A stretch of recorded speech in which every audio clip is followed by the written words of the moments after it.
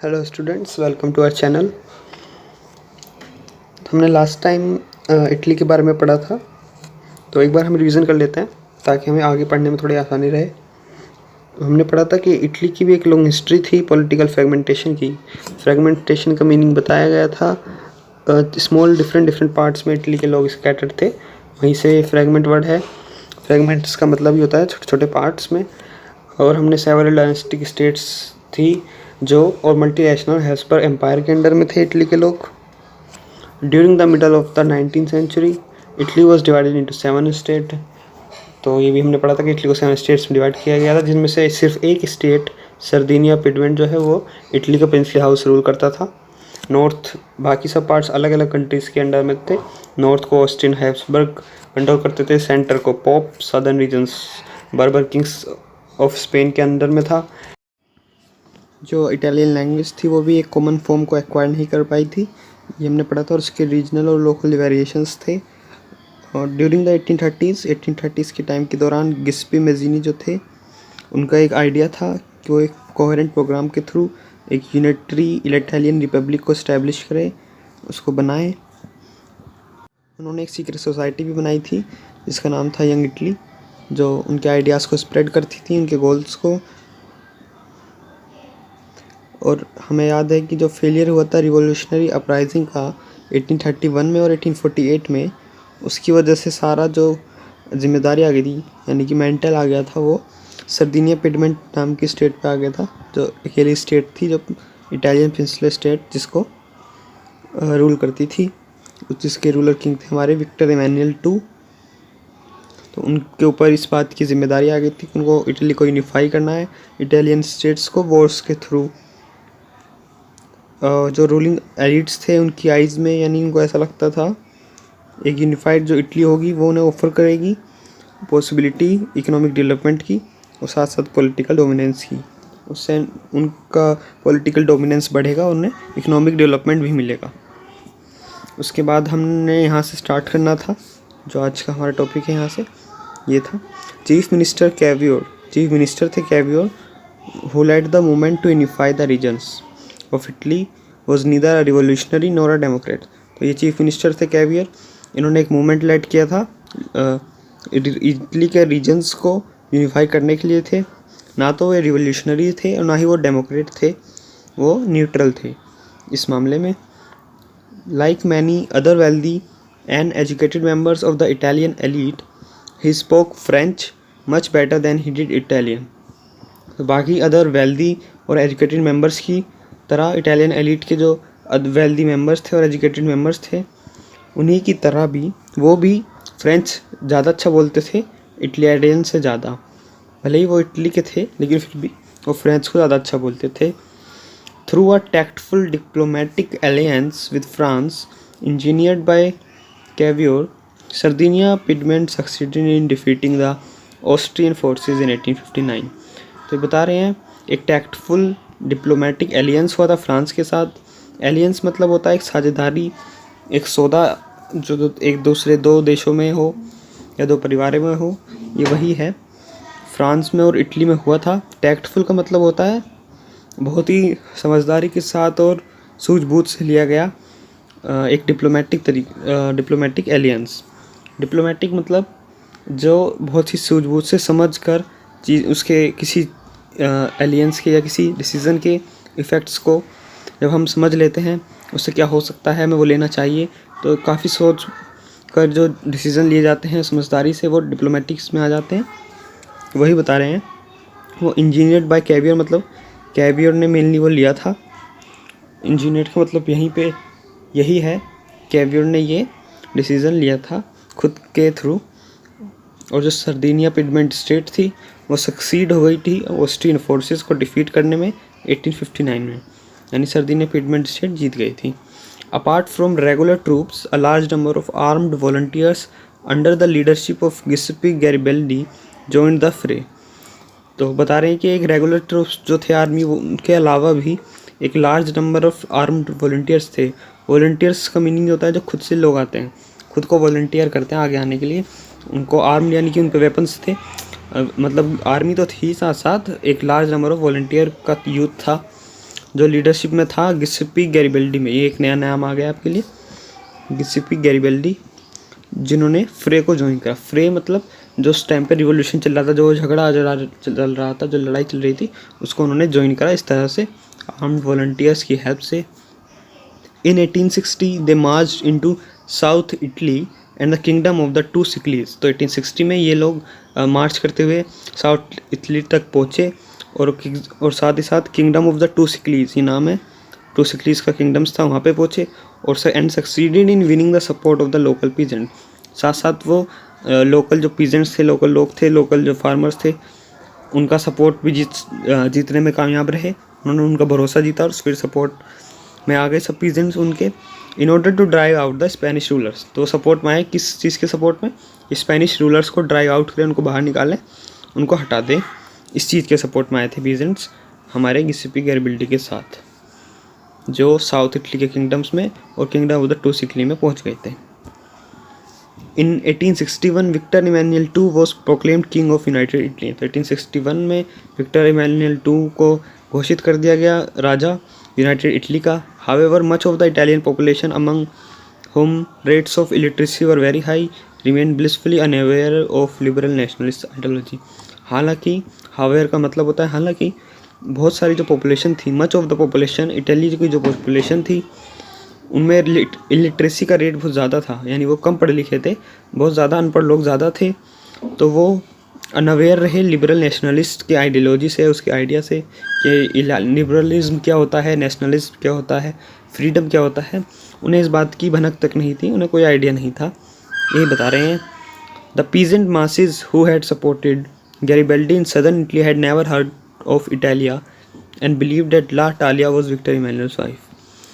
तो जो peasant masses थे जिन्होंने गैरिबल्डी का सपोर्ट किया था सदर्न इटली में, जो भी हमने ऊपर देखा यहाँ पे, जिन्होंने फ्रे को ज्वाइन किया था, तो उन्होंने कभी इटालिया के बारे में नहीं सुना। इटालिया से मतलब यहाँ पे मतलब इटली ऐसा कोई कंट्री के नाम से नहीं किसी ने सुना, इटली कोई कंट्री है, उन्हें ऐसा कुछ नहीं पता, उन्हें बस अपने आसपास के एरिया का पता था।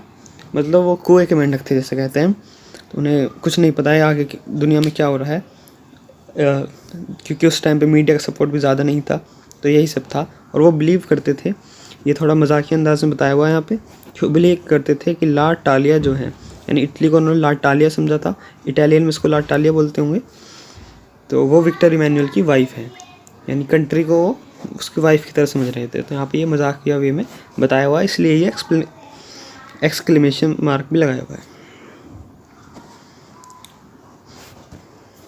चलिए, ये कुछ किंगडम्स दे रखे हैं, देखिए मैप में, किंगडम ऑफ बोथ सिकलीज जो हमने पढ़ा अभी, यही सब है इसमें, ये सब आप पढ़ सकते हैं। San Marino, Papal States, Tuscany, Modena, Parma, ये सब बाद में इटली के रूप में बन के आया। यही बता रहे हैं Italy Italian states before unification. Unification पहले वो इस तरह से बड़े नाम में बटे हुए थे, उसके बाद इटली के नेम से बन गया, और यूनिफिकेशन के बाद देखिए ये रहा। तो ये दो मैप्स हैं basically, Italian state before unification, Italy after unification. The map shows the year in which different regions become part of the unified Italy. जो बताया किस रीजन में कौन सा पार्ट किस साल इटली का पार्ट बना। तो ये ब्लू वाला जो रीजन है सब इटली में आ रहा है। ठीक है, तो हमारा जो नेक्स्ट पार्ट है वो है the strange case of Britain. इसमें ब्रिटेन की कंट्री का फॉर्मेशन कैसे हुआ यही बताएंगे इसमें। The model of the nation or the nation state some scholars have argued is Great Britain.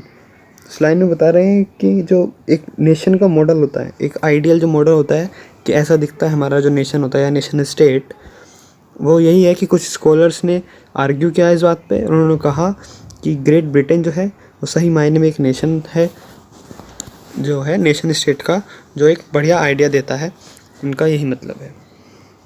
In Britain the formation of the nation state was not the result of a sudden upheaval or revolution. तो कह रहे हैं जो Britain में nation state का formation था वो कोई रिवोल्यूशन या किसी सडन अपहील का रिजल्ट नहीं था। It was the result of a long drone out process. तो कह रहे हैं कि वो एक रिजल्ट था एक लॉन्ग यानी कि लंबे प्रोसेस का जो कैरी हुआ था वहाँ पर। There was no British nation prior to the 18th century. तो कह रहे हैं कि 18th सेंचुरी से पहले कोई ब्रिटिश नेशन नहीं था। The primary identities of the people who inhabited the British islands were ethnic ones. तो जो प्राइमरी आइडेंटिटी थी वहाँ के लोगों की, ब्रिटिश लोगों की जो वहाँ रहते थे ब्रिटिश आइलैंड में, वो सब एथनिक वंस थे, सब एथनिक लोग थे, जैसे कि इंग्लिश, वेल्श, स्कॉट और आयरिश। तो ये सब एथनिक कम्युनिटीज़ थी, इस तरह से उनका नेम है। All of these ethnic groups had their own cultural and political traditions. तो इन सब एथनिक ग्रुप्स के अपने कल्चर थे, अपनी पॉलिटिकल ट्रेडिशंस थे, सबके अलग अलग चीज़ें थीं जो वो फॉलो करते थे। But as the English nation steadily grew in wealth, importance and power, it was able to extend its influence over the other nations of the islands. तो कह रहे हैं कि जैसे जैसे इंग्लिश जो ये थी, इंग्लिश वाली आइडेंटिटी, इंग्लिश वाली जो ये एथनिक ग्रुप था, जैसे जैसे ये ग्रू करता गया, इस पे वेल्थ बढ़ती गई, ये थोड़ा अमीर होता गया, इस पे इसको इम्पोर्टेंस मिलने लगी, पावर भी मिल गई साथ साथ। It was able to extend its influence over the other nations of the islands. Able था अपने इन्फ्लुएंस को एक्सटेंड करने में, इस वजह से वो एबल हो पाया क्योंकि उसको इम्पोर्टेंस और पावर भी मिल चुकी थी बाकी नेशंस में जो कि उस आइलैंड पर थे। The English parliament which had seized power from the monarchy in 1688, जो इंग्लिश पार्लियामेंट थी उसने पावर को सीज कर लिया था मोनार्की से 1688 में, क्योंकि एक एंड हो गया था प्रोटेक्टरेटेड कॉन्फ्लिक्ट का। प्रोटेक्टरेटेड कॉन्फ्लिक्ट से मतलब है ऐसा कॉन्फ्लिक्ट जो बहुत लंबे समय तक चला और उसके बाद इंग्लिश पार्लियामेंट ने उसको जीत कर मोनार्की से उसकी पावर छीन ली। तो इसी पावर की मदद से वो एक नेशन स्टेट बनाना चाहते थे इंग्लैंड के साथ, इंग्लैंड को उसका सेंटर बनाना चाहते थे जिससे एक नेशन स्टेट बन के आए।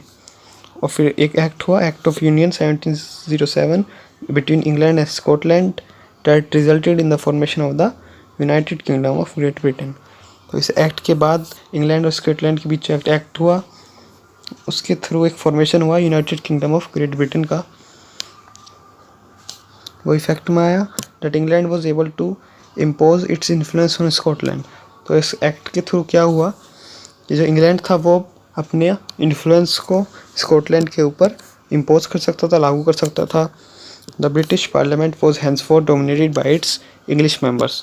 तो जो ब्रिटिश की पार्लियामेंट थी उसको अब डोमिनेशन जो करता था, उसको डोमिनेट करता था वो इंग्लिश के मेंबर थे उसके। The growth of a British identity mean that Scotland's distinctive culture and political institutions were systematically suppress. तो जो ग्रोथ था ब्रिटिश आइडेंटिटी का, ये इसका यही मतलब आ रहा था कि जो स्कॉटलैंड का कल्चर था, अलग कल्चर था, और पॉलिटिकल इंस्टीट्यूशंस थे वो सब अब सप्रेस किए जा रहे थे, जिनको सिस्टमेटिकली सप्रेस किया जा रहा था इस एक्ट की वजह से। द एक्ट ऑफ यूनियन 1707, तो इसको आप याद रखिए इस एक्ट को। The Catholic clans that inhabited the Scottish highland suffered terrible repression. जो कैथोलिक ग्रुप्स थे, कैथोलिक क्लैंस थे जो स्कॉटिश हाईलैंड्स में रहते थे, अब उनको सफ़र करना पड़ता था terrible repression whenever they attempted to assert their independence. तो जब भी वो अपनी इंडिपेंडेंस के लिए कोई एफर्ट करते थे, वो अपनी इंडिपेंडेंस को गेन करने की कोई कोशिश करते थे, तो उनको टेरिबल रिप्रेशन फेस करना पड़ता था। The Scottish Highlanders were forbidden to speak their Gaelic language और वियर देयर नेशनल ड्रेस। तो जो स्कॉटिश हाईलैंडर्स थे अब उनको फॉरबिडन कर दिया गया था उनकी लैंग्वेज को बोलने के लिए। उनकी लैंग्वेज ये गैलिक उसका नाम है, गैलिक लैंग्वेज थी। और to wear their national dress, ना वो अपनी नेशनल ड्रेस पहन सकते थे। And large numbers were forcibly driven out of their homeland. और लार्ज नंबर्स में मतलब बहुत से लोगों को फोर्सिबली ज़बरदस्ती उनके घरों से निकाल दिया गया, उनके घर की जो आसपास की ज़मीन थी वहाँ से उन सबको निकाल दिया गया, उनके होमलैंड से उनको बाहर कर दिया गया। Ireland suffered a similar fate. तो जो आयरलैंड कंट्री थी उसको भी सिमिलर ही कंडीशंस का फेस करना पड़ा। It was a country deeply divided between Catholics and Protestants. तो जो आयरलैंड कंट्री थी वो डिवाइडेड थी, कैथोलिक्स में और प्रोटेस्टेंट्स दो ग्रुप्स थे वहाँ मेनली। जो इंग्लिश लोग थे, ब्रिटिश लोग, उन्होंने प्रोटेस्टेंट्स को हेल्प किया, आयरलैंड के प्रोटेस्टेंट्स को हेल्प किया to establish their dominance over a largely Catholic country, जिससे वो अपनी डोमिनेंस को एस्टेब्लिश कर सके लार्जली कैथोलिक कंट्री के ऊपर। Catholic revolts against British dominance were suppress. जो कैथोलिक्स ने रिवोल्ट्स किए ब्रिटिश डोमिनेंस के अगेंस्ट, उनको सप्रेस कर दिया गया। After a failed revolt led by Wolfe Tone and his United Irishmen, Ireland was forcibly incorporated into the United Kingdom in 1801। तो एक रिवोल्ट लेड किया था वुल्फ टोनर ने, वो फेल हो गया था। उनकी एक यूनाइटेड आयरिशमैन इंस्टीट्यूशन था, ग्रुप था 1798 में, जिसने ये रिवोल्ट लड़ा आयरलैंड की तरफ से, और वो हारने के बाद उसको यूनाइटेड किंगडम में फोर्सिबली इनकॉर्पोरेटेड कर दिया गया, उसको यूनाइटेड किंगडम के साथ ही जोड़ दिया गया। A new British nation was force through the propagation of a dominance English culture. तो एक नया ब्रिटिश नेशन उभर कर आया, बनकर आया through the propagation of a dominant English culture, क्योंकि जो हमारे जो इंग्लिश लोग थे उन्होंने अपने इंग्लिश कल्चर का प्रोपोगेशन किया, उसका फैलाव किया काफ़ी ज़्यादा, जिससे ब्रिटिश नेशन बन के आया, नया British nation. The symbols of the new Britain, जो सिम्बल्स थे न्यू ब्रिटेन के वो थे the British flag, Union Jack, the national anthem, इसका नेम है God save our noble king, the English language. ये 3 सिम्बल्स थे मेनली, और एक्टिवली प्रमोटेड, इनको बहुत ज़्यादा प्रमोट किया गया। And the older nation survived only as subordinate partners in this union. और जो ओल्डर नेशंस थे, जो पुराने नेशंस थे जिनको ब्रिटिश ने कैप्चर कर लिया था, वो सिर्फ एक सबऑर्डिनेट पार्टनर्स के रूप में वहाँ पर सर्वाइव करते रहे इस यूनियन में। चलिए यहाँ पे एथनिक वर्ड का मीनिंग भी बताया हुआ है, एक बार हम देख लेते हैं। एथनिक मीन्स होता है relates to a common racial, tribal और कल्चरल ओरिजिन और background that a community identifies with और क्लेम्स। तो एथनिक का मेन आइडिया जो है, मेन मीनिंग जो है वो यही है कि वो लोग या वो ग्रुप जो खुद को रिलेट करते हो किसी कॉमन चीज़ से, जैसे कॉमन रेस हो, कॉमन दिखने वाले लोग हो, कॉमन ट्राइब हो, कॉमन फैमिली से बिलोंग करते हो, एक कॉमन कल्चरल ओरिजिन हो उन सबका, एक कॉमन बैकग्राउंड से आते हो, तो यही एक एथनिक ग्रुप के रूप में आता है। जैसे कि हमने यहाँ पे देखा ही था, इंग्लिश लोग थे, हमारी एथनिक ग्रुप्स थे इंग्लिश, वेल्स, स्कॉट और आयरिश। तो इन सब में कुछ कॉमन था, लैंग्वेज एक जैसी बोलते थे इंग्लिश लोग, आयरिश में अलग लैंग्वेज थे, सब मतलब कुछ ना कुछ कॉमन ज़रूर निकल के आता है। इस तरह से ग्रुप्स बनते हैं, फिर धीरे धीरे वो बढ़ते जाते हैं। इसी के बाद जो हमारा नेक्स्ट पार्ट आता है वो है विजुअलाइजिंग द नेशन। तो हेडिंग से हमें पता चल रहा है कि नेशन को विजुलाइज कैसे करेंगे, नेशन की पिक्चर को कैसे हम विजुलाइज करेंगे, वही बताएंगे इसमें। चलिए पढ़ते हैं। While it is easy enough to represent a ruler through a portrait or a statue, how does one go about giving a face to a nation. तो कह रहे हैं कि हम जानते हैं कि अगर हम किसी किंग को या किसी राजा को या किसी एम्परर को अगर रिप्रेजेंट करना है, किसी रूलर को रिप्रेजेंट करना है, तो एक पोर्ट्रेट के थ्रू या उसका स्टैचू बनवा लेते हैं, हम उसको दिखा सकते हैं, लोगों के मन में उसकी एक पिक्चर बन सकती है, बिल्कुल बन सकती है। लेकिन अगर हमें किसी नेशन के बारे में, किसी नेशन को आइडिया देना है लोगों को, तो वो कैसे देगा, उसके लिए हमें क्या यूज़ करना होगा। तो यही एक क्वेश्चन मार्क है यहाँ पे। तो ये क्वेश्चन अगर जैसे बोर्ड में यही क्वेश्चन भी आ सकता है इन बिटवीन द लाइंस, क्योंकि क्वेश्चन आते हैं बोर्ड में, तो आप ज़रूर ध्यान दीजिए। तो आगे आंसर, इस पूरे में आगे आंसर ही है। चलिए पढ़ते हैं। Artists in the 18th and 19th centuries found a way out by personifying a nation. तो जो आर्टिस्ट थे 18th और 19th सेंचुरी के, उन्हें एक वे को फाइंड किया, उन्होंने एक रास्ता निकाला नेशन को पर्सोनिफाई करने का, नेशन को दर्शाने का, एक इंसान के रूप में, एक देवी या माता के रूप में। अभी हम देखेंगे आगे कैसे। In other words they represented a country as if it were a person. तो वही कहने के दूसरे शब्दों में उन्होंने कंट्री को ऐसा रिप्रेजेंट किया जैसे कि वो कोई पर्सन हो। Nations were then portrayed as female figure. Nations को उस समय पे फीमेल फिगर्स के रूप में पोर्ट्रे किया जाता था। The female form that was chosen to personify the nation did not stand for any particular woman in real life, rather it sought to give the abstract idea of the nation a concrete form. तो कह रहे हैं कि ऐसा नहीं था कि जो फीमेल फिगर को वो पोर्ट्रे कर रहे थे वो कोई पर्टिकुलर फीमेल हो जिसको वो दिखाना चाह रहे हो फीमेल की फिगर की फॉर्म में एक नेशन को, रेदर जो वो था वो एक आइडिया देना चाहते हैं, abstract idea of the nation a concrete form. A concrete form से मतलब है एक स्ट्रॉन्ग आइडिया जो लोगों के मन में छपा रहे और याद रहे लोगों को। That is the female figure became an allegory of the nation. जो फीमेल फिगर है वो एक एलिजोरी बन गई है नेशन की। एलिजोरी का मीनिंग नीचे बताया हुआ है, चलिए अब एक बार देख लेते हैं, बुक में भी आप देख सकते हैं अपनी।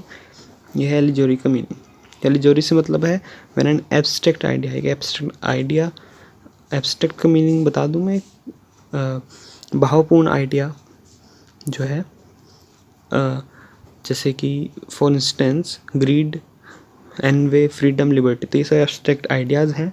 Is express through a person or a thing. An allegorical story has 2 meanings, 1 literal and 1 symbolic. तो जब कोई इस तरह का एब्स्ट्रैक्ट आइडिया किसी पर्सन या थिंग के थ्रू रिप्रेजेंट किया जाए तो उसे एलिगोरी बोलते हैं. और एलिगोरिकल स्टोरी जो होती हैं उनके 2 मीनिंग होते हैं, एक लिटरल और एक सिम्बॉलिक. यानी इसका एक लिटरल मीनिंग भी होता है और एक सिम्बलाइज, कि वो क्या सिम्बलाइज कर रहा है. चलिए हम देख लेते हैं ऊपर. ये रहा. That is the female figure became N allegory of the nation. You will recall that during the French Revolution, artists used the female allegory to portray ideas such as liberty, justice and the republic. तो आप इसमें कह रहे हैं कि आप recall करोगे कि फ्रेंच रिवॉल्यूशन के टाइम में जो हमने 9th में पढ़ा था, आर्टिस्ट ने फीमेल एलिगोरी को यूज़ किया था लिबर्टी, जस्टिस और रिपब्लिक जैसे आइडियाज़ को पोर्ट्रे करने में. These ideas were represented through specific objects और symbols. तो इन आइडियाज़ को स्पेसिफिक ऑब्जेक्ट्स के थ्रू और स्पेसिफिक सिम्बल्स के थ्रू पोर्ट्रे किया गया था. एज यू वुड रिमेंबर, जैसे कि आपको याद होगा, the attributes of liberty are the, जो एट्रीब्यूट्स थे लिबर्टी के, उसकी जो थिंग्स थी, जो उसके पास चीज़ें थी उसमें फिगर में, वो सब बता रहे हैं कि एक रेड कैप थी, एक ब्रोकन चेन थी, वो सब सिम्बलाइज थे अलग अलग चीज़ों के. वो आप पढ़ सकते हैं पुरानी 9th की बुक में जाकर. While justice is generally a blind folded women carrying a pair of wing skills. तो ये जस्टिस जो है उसको एक ब्लाइंड फोल्डेड वुमेन के रूप में दिखाया गया है जो विंग स्केल्स को कैरी कर रही है. ये हमारे इंडियन में भी कोर्ट्स में रखा रहता है जो जस्टिस को सिंबलाइज करता है. Similar female allegories were invented by artist in the 19th century to represent the nation. इसी तरह की सिमिलर एलिगोरीज को इन्वेंट किया गया आर्टिस्ट द्वारा 19th century में नेशन को रिप्रेजेंट करने के लिए. In France she was Christine marine. तो ये नेम है फ्रांस में, क्रिस्टीन मरीन जो थी एक पॉपुलर क्रिश्चियन नेम है, उसको यूज़ किया गया था. Which underline the idea of people's nation, जिसने एक नेशन के आइडिया को पीपल लोगों के अंदर जमा दिया था. Her characteristics were drawn from those of liberty and the republic. तो जो उसकी कैरेक्टरिस्टिक्स थी उनको लिबर्टी और रिपब्लिक से लिया गया था. The red cap, the tricolour, the cockade. तो ये 3 चीज़ें थी जो ली गई थी. Statues of Marianne were erected in public squares to remind the public of the national symbol of unity. तो जो स्टैचूज थे मरियाने के, उनको इरेक्ट यानी बनाया गया था पब्लिक स्क्वायर्स पे, जो चौराहे होते हैं वहाँ पर, जिससे कि पब्लिक को नेशनल सिंबल ऑफ यूनिटी के बारे में पता लगे, वो उसके बारे में जाने. And to persuade them to identify with it. उनको रिक्वेस्ट करे वो जो स्टैचू है कि वो खुद को आइडेंटिफाई करे मरियाने के साथ. Mariana images were marked on coins and stamps. तो मरियाना की इमेजेस को कॉइन्स पर, स्टैम्प्स पर भी मार्क किया गया. Similarly Germania became the allegory of the German nation. इसी तरह से मरियाना फ्रांस में थी ये, और जर्मेनिया जो थी वो जर्मन नेशन की एलिगोरी बन के आई. In visual representations Germania wears a crown of oak leaves. तो विजुअल रिप्रेजेंटेशंस में यानी पिक्चर्स में, फोटोज़ में जो हम देख सकते हैं, उसमें जर्मेनिया जो एक क्राउन पहनी हुई थी ओक लीव्स का. As the German oak stands for heroism, क्योंकि जो जर्मन ओक का पेड़ था वो हीरोइज्म के लिए स्टैंड करता था, उसका एक सिंबल था. देखिए आप साइड में पिक्चर दी गई है, ये पिक्चर है हमारी जर्मेनिया की, बताया हुआ भी है Germania. Artist prepared this painting of Germania on a cotton banner as it was mean to hang from the ceiling of the church of Saint Paul where the Frankfurt parliament was convened in March 1848. तो बताया ये artist Philipp Veit हैं artist, जिन्होंने ये prepare की थी painting Germania की, एक कॉटन बैनर पे, कॉटन का एक कपड़े टाइप मान सकते हैं वहाँ पर. इसको हैंग किया गया था सेंट पॉल चर्च, देखा था हमने फ्रैंकफर्ट पार्लियामेंट जहाँ पे हुई थी, उसकी सीलिंग पे उसको हंग कर दिया गया, जो मार्च 1848 में हुई थी. आप ये देखें आप, ये ओक लीव्स के लीव्स हैं जिससे क्राउन बना हुआ है. ये फ्लैग है, हाथ में स्वॉर्ड है उनके, और साथ में अदर सिंबल्स भी हैं जो आप क्लोजली एग्जामिन कर सकते हैं. ये ब्रोकन चेन है यहाँ पर, आप अपनी बुक में देखिएगा. और भी बहुत कुछ है इसमें पिक्चर में जो आपको खुद से आइडेंटिफाई करने के लिए आना चाहिए. ये एक अच्छी एक्टिविटी रहेगी. और यहाँ पर सिंबल्स के मीनिंग बताए हुए हैं. देखिए ब्रोकन चेन्स का मतलब है बीइंग फ्रीड, कि फ्री होना, फ्रीडम. चेन्स को ब्रेक कर दिया गया, यानी चेन्स को तोड़ दिया गया. जो क्राउन और ओक लीव्स का हीरोइज्म दिखाता है, बताई दिया है. जो स्वॉर्ड है वो रेडीनेस टू फाइट, तलवार है वो एक रेडीनेस दिखाती है, लड़ने की ताकत. Olive branch around the sword, तो यहाँ पर आप देखिए एक ओलिव की ब्रांच भी है स्वॉर्ड के साथ में. ये रही ओलिव ओलिव की ब्रांच है। Breastplate with eagle, symbol of the German empire strength. तो ये जो कवच पहना हुआ है, जो ब्रेस्टप्लेट पहनी हुई है, एक सिंबल है हमारे दे रखा है यहाँ पर जर्मन एम्पायर की स्ट्रेंथ का। Olive branch around the sword है, ये विलिंगनेस टू मेक पीस। तो ओलिव ब्रांच जो स्वॉर्ड के पास में है वो ये है कि पीस करने की विलिंगनेस है।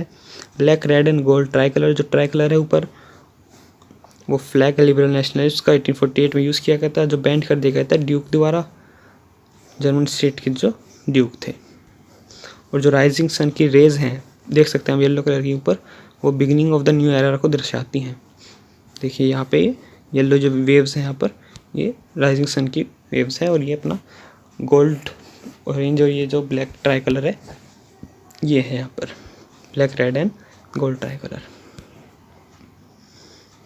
तो ये कुछ सिंबल्स हैं जो उनको, तो ये कुछ सिंबल्स हैं सारे जो भी हमने देखे, क्राउन वगैरह और स्वॉर्ड के साथ, और ये साथ में पीछे रेज हैं, हम देख सकते हैं।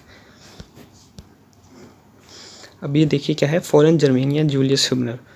तो जूलियस ह्यूबनर ने फॉलन जर्मेनिया बनाया, यानी जर्मेनिया जो फिगर उसको गिरा दिया गया है यहाँ पे। तो ये सब पेंटिंग्स बनाई गई हैं। तो आपको ये पिक्चर भी आप देख सकते हैं, पढ़ सकते हैं क्या बता रहा है, बहुत सिंपल है। चलिए अभी नेक्स्ट पार्ट अगली वीडियो में करेंगे, नेशनलिज्म एंड इम्पेरियलिज्म। तो आपसे रिक्वेस्ट रहेगी कि आप इस वीडियो को शेयर कीजिएगा, हमारे चैनल को सब्सक्राइब कीजिएगा और हमें मोटिवेशन दीजिए वीडियो को लाइक करके।